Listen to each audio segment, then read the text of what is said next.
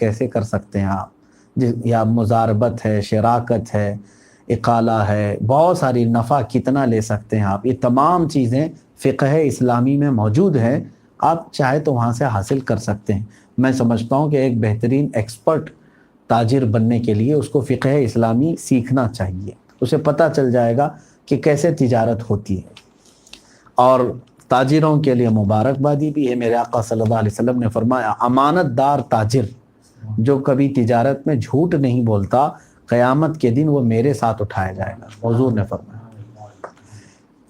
सवाल है, Meta trader, forex या ऐसा ऑनलाइन ट्रेडिंग एप्लीकेशन है जिनमें लोग अपने पैसे लगा सकते हैं, लेकिन जो पैसे ये कंपनियां लेती हैं ये किस चीज़ में इस्तेमाल किए जाते हैं उसका इल्म जो पैसा इन्वेस्ट किया उसके पास नहीं होता है।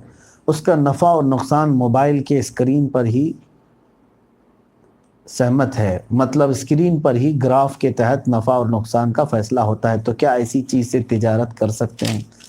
ये मजहूल है। मजहूल का मतलब होता है अनदेखी तिजारत नहीं होती, यानी आप तिजारत किस चीज़ की कर रहे हैं ये आपको मालूम होना चाहिए।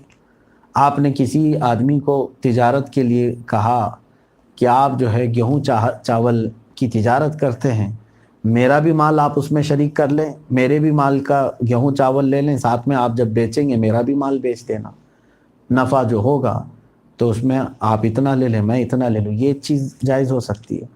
लेकिन आपको मालूम ही नहीं कि वो किस चीज़ की तिजारत करता है। ऐसा तो नहीं कि वो शराब बेचता है, खिंजीर का गोश्त बेचता है, माअज़ल्लाह रब्बिल आलमीन हराम कामों की तिजारत करता है, तो गोया कि आपने अपने पैसे हराम में इन्वेस्ट किए, हरगिज़ जायज़ नहीं। तो फॉरेक्स, मेटा ट्रेडर, इस तरह के जो ऐप्स हैं इनकी तफसीलात मुझे नहीं मालूम कि ये कंपनियां किन चीज़ों में पैसे इन्वेस्ट करती हैं। आपको अगर इल्म नहीं है कि कौन सी कंपनी में आप पैसा लगा रहे हैं तो आपके लिए जायज़ नहीं। आपको मालूम होना ज़रूरी है कि कौन सी कंपनी में मैं पैसे लगा रहा हूँ और वो मुझे कितना नफ़ा देती है और कौन से नुकसान में मुझे शरीक करती है, मालूम होना ज़रूरी है। औरत अगर पाबंदे शरीयत है तो उसको घर चलाने के साथ कुछ पैसे अगर कमाना चाहती हो तो क्या वो भी शरीयत की पाबंदी के साथ तिजारत कर सकती है? बिल्कुल कर सकती है। औरत हिजाब के साथ अपनी शरीयत के हुदूद उसकी पासदारी करते हुए वो नौकरी भी कर सकती है, तिजारत भी कर सकती है, कोई हरज नहीं। अभी तो सैयदा खदीजतुल कुबरा रज़ियल्लाहु ताला अन्हा के मुतालिक मैं कह रहा हूँ, उनको सैयदतुत तुज्जार कहते थे, ताजिरों की सरदार थी वो, लेकिन वो इस्लाम से पहले थी। लेकिन यहाँ पर मना नहीं किया गया किसी औरत को तिजारत से। हाँ, अगर वो इन तमाम उसूलों की पाबंदी कर ले जाती है, मर्दों का इख्तिलात नहीं होता उसके साथ, बेहयाई के मामलात नहीं होते, हराम कारियाँ उससे नहीं होती, तो बिल्कुल तिजारत कर सकती है। हुनर के लेन देन से तिजारत करने पर शरीयत का क्या हुक्म है? ये एक अलग सवाल है, यानी पैसे दे कर के तिजारत नहीं। ये साहब ये सवाल कर रहे हैं जैसे तुम्हारे पास एक हुनर है, मेरे पास एक हुनर है, हम आपस में एक दूसरे के बदल में ये कर लें। मिसाल के तौर पर उन्होंने बताया है मुझे अंग्रेज़ी कोई सिखाए और बदले में मैं उसे तीरंदाजी सिखाऊं, तो इस पर शरीयत का क्या हुक्म है? ये दोनों आपस की सहमति से हो सकेगा, बिल्कुल जायज़ है। अगर इस तरह दो हुनर आपस में एक दूसरे के लिए हैं तो इसमें कोई हरज नहीं है। आप मुझे कोई चीज़ सिखाएं, मैं आपको कोई चीज़ सिखाऊं और इन दोनों पर हम राज़ी हैं। इस तरह के बहुत सारे जुज़ियात मिलते हैं। जैसे जंग बद्र के जो कैदी थे उनको हुज़ूर सल्लल्लाहु ताला अलैहि वसल्लम ने आज़ाद करने के लिए हुक्म फरमाया कि जिसके पास जो माल है फ़िदिया ये दे और चाहे तो आज़ाद होके चला जाए मक्का। फ़िदिया देने का हुक्म हुआ। फ़िदिया कहते कोई जुर्माना दे करके चला जाए। तो जिसके पास नहीं था, कुछ भी नहीं था, तो हुज़ूर पाक सल्लल्लाहु अलैहि वसल्लम ने फरमाया जिसके पास फ़िदिया देने के लिए माल नहीं है वो अगर कोई फ़न कोई हुनर जानता है तो मेरे 10 सहाबा को वो हुनर सिखाए और आज़ाद हो जाए।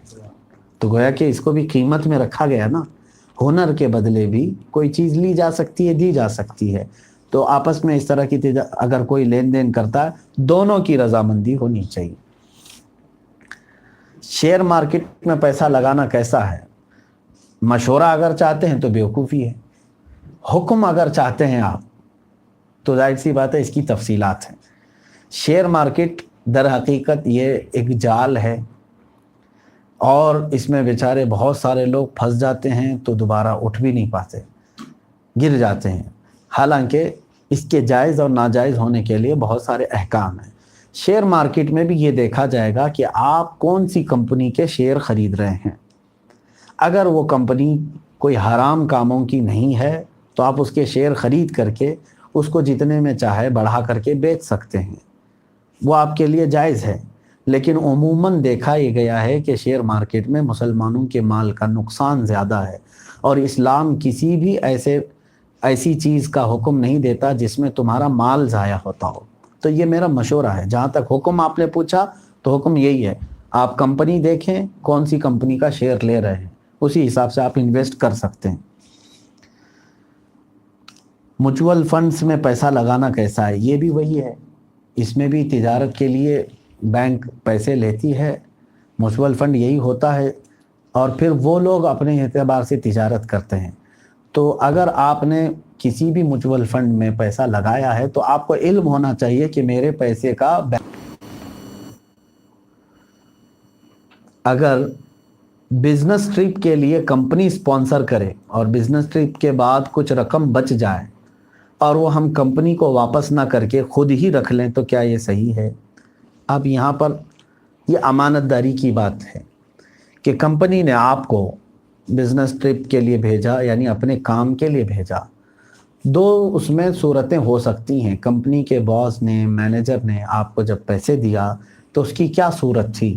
مثال کے طور پر آپ کے ہاتھ میں اس نے 10,000 روپے پکڑایا اور کہا جاؤ ایک دن کا سفر ہے، یہ کام کرنا ہے، یہ پیسوں کو جہاں جہاں ضرورت پڑے تم خرچ کر لینا۔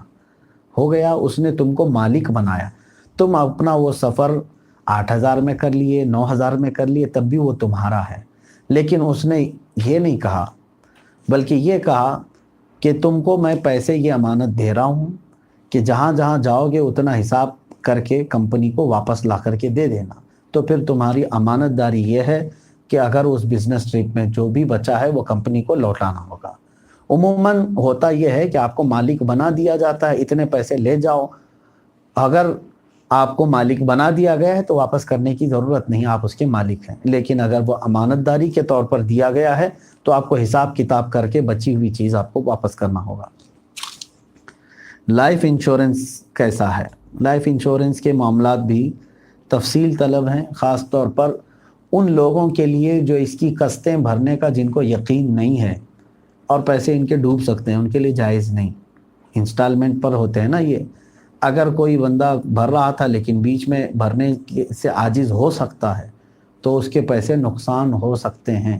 ایسی پالیسیاں ہوتی ہیں کہ پیسے ڈوبنے کا اندیشہ ہے یا پیسے چلے جائیں گے اگر بیچ میں چھوڑ دیا تو ایسے ان لوگوں کے لیے جائز نہیں۔ اور جس کو یقین ہے کہ اس کی پوری پالیسی پر میں عمل کر سکتا ہوں اور پوری قسطیں میں بھر سکتا ہوں تو جیون بیمہ، زندگی کا بیمہ، لائف انشورنس کروانا کوئی حرج نہیں، کر سکتا ہے۔